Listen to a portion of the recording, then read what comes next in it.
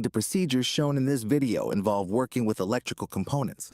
Before attempting any repairs or disassembly on your stand-up mixer, follow these safety precautions. Unplug the mixer.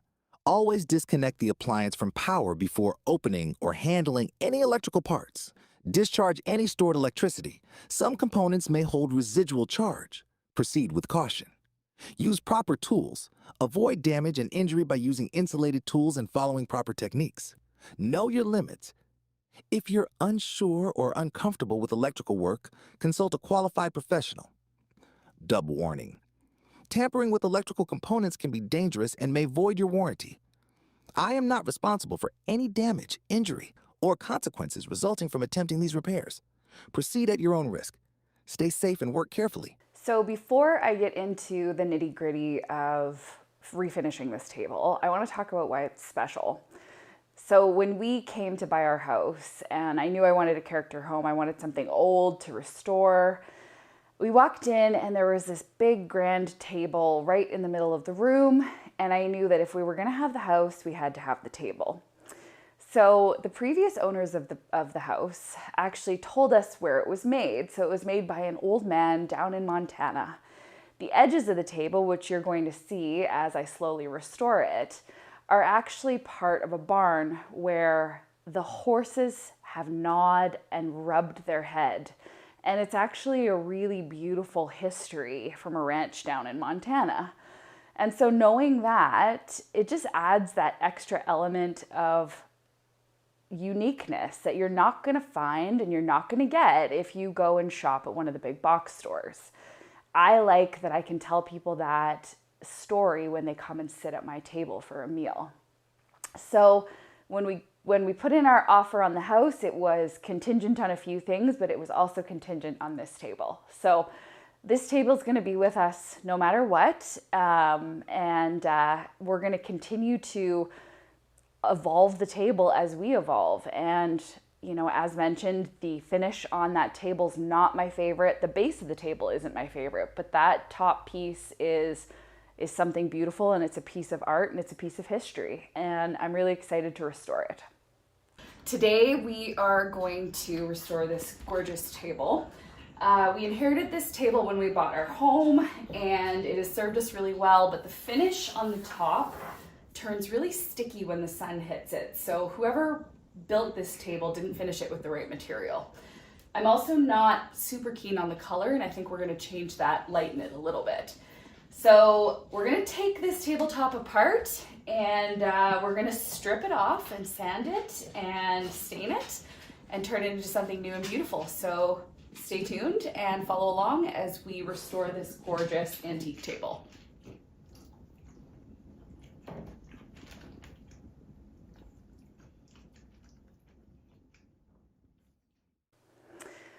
Before I get to this next part where we start stripping the table, I want to talk a little bit about your options for strippers. When it comes to stripping, it's an extremely caustic and toxic practice for the most part. There are more environmentally friendly alternatives.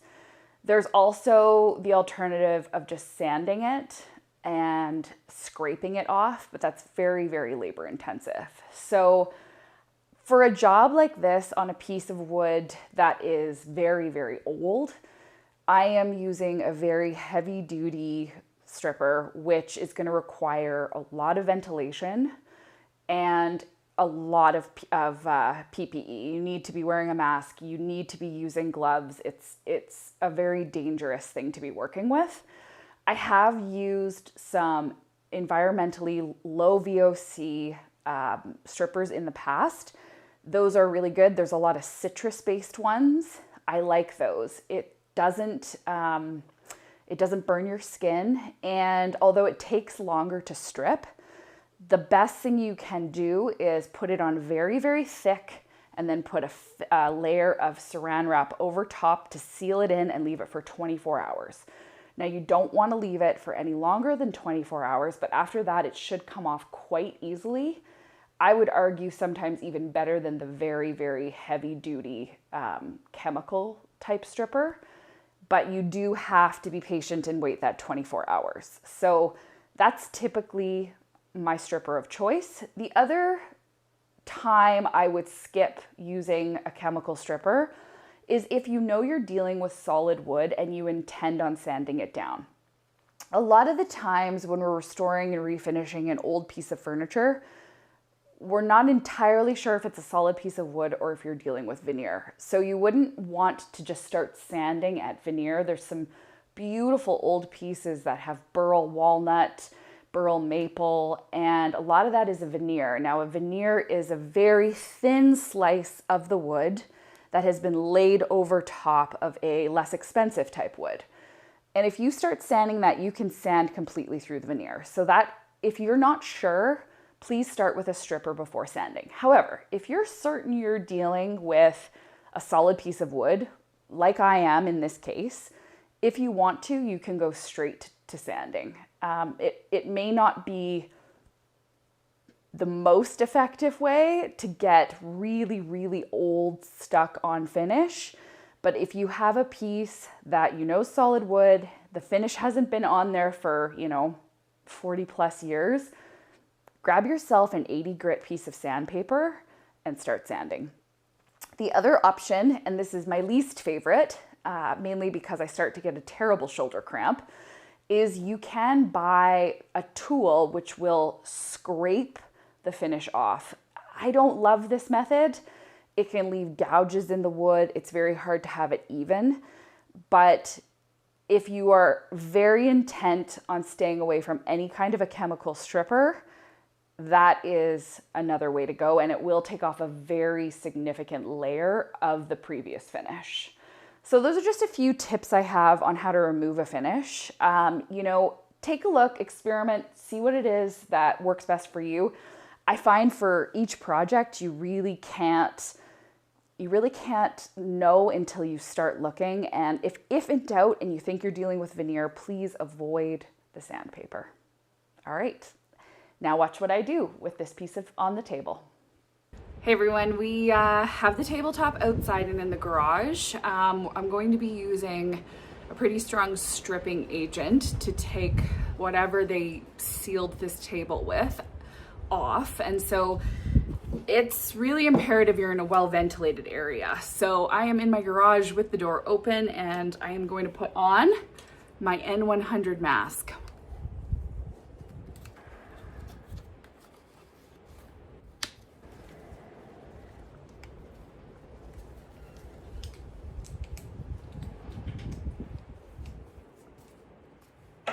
Safety is absolutely critical. We're also going to want to put on some glasses, okay? Just in case anything splashes up and gets in our eyes. So once we're all set and squared away, let's strip this table.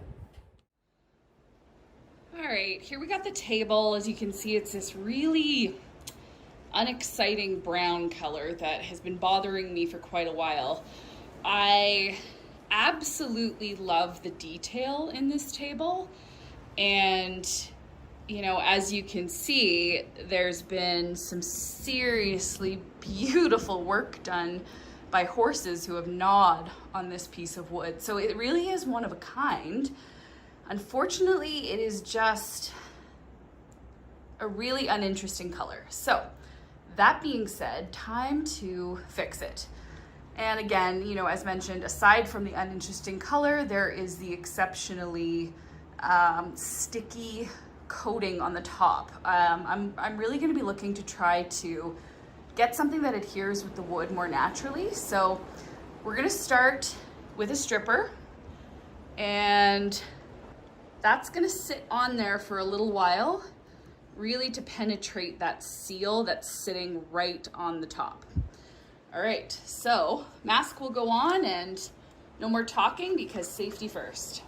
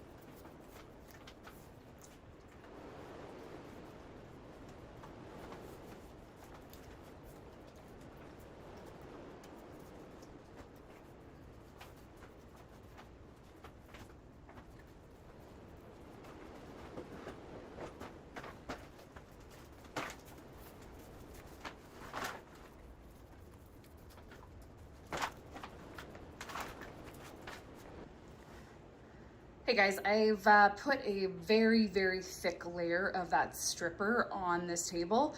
I used a really, really, really old paintbrush that you can find in the dollar store. Honestly, I wouldn't pay much more for a paintbrush since it's absolutely going to be destroyed. So you can just find some really not well made paintbrushes that work awesome for stripper applying. So our can says for us to leave this for about 15 minutes. I personally like to leave it for about an hour. Really let it give some time to penetrate. And then we're gonna come out here and we're gonna scrape. Now I don't expect it to really scrape or change the color, but we should be able to get that glossy sort of sticky finish off. And then at that point we can start sanding. All right, stay tuned. All right guys, I'm masked up and it's time to strip. You're gonna wanna grab a scraper like this and you're gonna wanna run it all through the boot.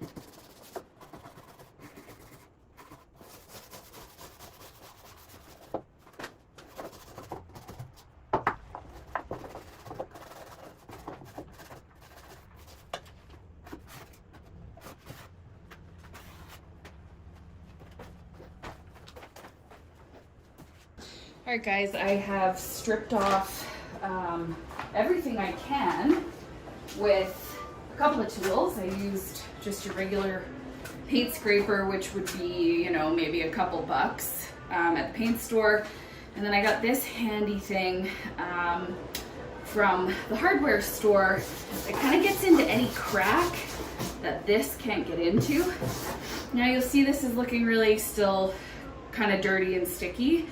And this is the point where I take something called mineral spirits, which is, you can buy, there's a million different brands of it, but it's almost like an alcohol base to sort of cut through all of this grime. So I'm going to dump this on the table and give it a really good wash.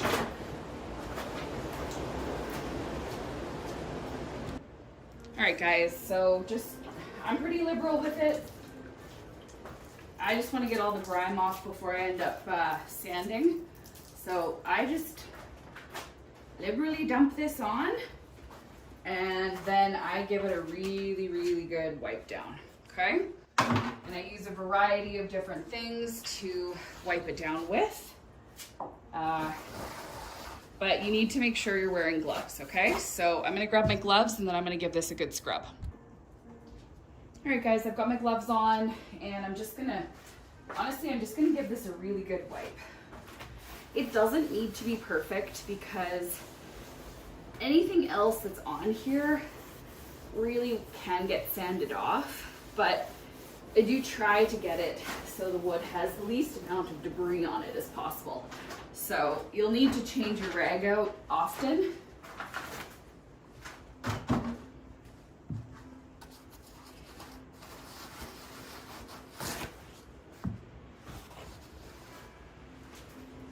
Another little pointer is try not to slip on all the goo that's on the floor, like I just about did. Definitely wouldn't make for a very pleasant trip to emergency, putting your back out by slamming on the pavement in your garage or whatever shop you might be working in. So take care when you're using that. So yeah, just give everything a really good wipe. Try to sop up as much of this excess goo that didn't quite get scraped off, and just give it a really good wipe. You're going to see little bits of it still flaking off, and that's okay. Again, we're not going for perfection here, but we don't want this. We don't want large quantities of this stuff sticking to the table. Okay. All right. So, once you're finished that, we really need to give the table some time. It needs to dry, and we'll come back and we're going to sand and we're going to see what's underneath here. I think it's pine, so I think it's a really nice light white blonde wood. Yeah, time will tell. And you know, some of the telltale ways is pine has these big knots. It's very knotty wood. So it's not imperative that you know what kind of wood you're dealing with, but I'm always just curious. So we'll come back tomorrow and we'll sand this sucker.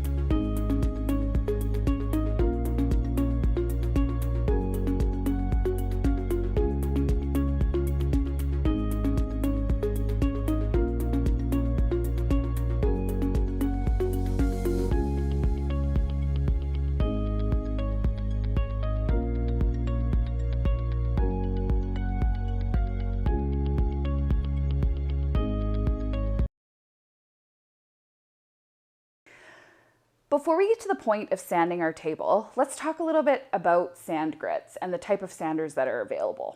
So you're going to see me use two types of sanders when working with this table. Typically, when I'm refinishing a piece or a project, I start with my orbital sander. Now that is the sander that is circular. It is heavy duty enough to take off a finish, to really level down a piece of wood, but it isn't so intense that it strips away layers and layers upon layers. So there's the orbital sander. There's also a belt sander. Now, most people would know this as being the type of sander that you would use when you're doing flooring or very heavy duty sanding. I have only ever used that on one other previous project. It is not something that I use typically. It takes off a lot of finish. Sometimes it's necessary. The other type of sander that I use there's a few different kinds. There's a smaller sander. I use a mouse sander, and it's a small little triangle, and it's able to get into the little intricacies and the pieces of the wood. The other great thing about these sanders, especially my orbital sander that I use on a regular basis, is you're able to buy a foam pad that you can put underneath the sandpaper, and it allows the sandpaper as the orbital sander is moving to go over a piece of wood that might have some beautiful ornate detailing without stripping and sanding it down to flat, because that extra cushion that's in there molds around the detailing. So that's a really great perk. So when you're starting to sand, typically I start with an 80 grit. Now an 80 grit is very coarse. It will really take finish off. It will really sand things down. A lot of people choose to start with 120. I prefer 80. And then what you're going to need to do as you progress through your project, and you want to get a piece of furniture that is smooth and soft and splinter free, you will move up through the grits. Now, you can't just jump from an 80 grit to, let's say, a 320 grit. Now, grits go all the way up. I have grits in my garage that are up to 800. That's for very fine work. A typical finished piece of furniture is going to end at about a 220 to a 320 grit. So I will sand at an 80 grit to get that bulk of all of the debris that I want off. And then subsequently, I will sand at 120, and then I will do a final sand at 220. And that will give you a beautiful, smooth finish.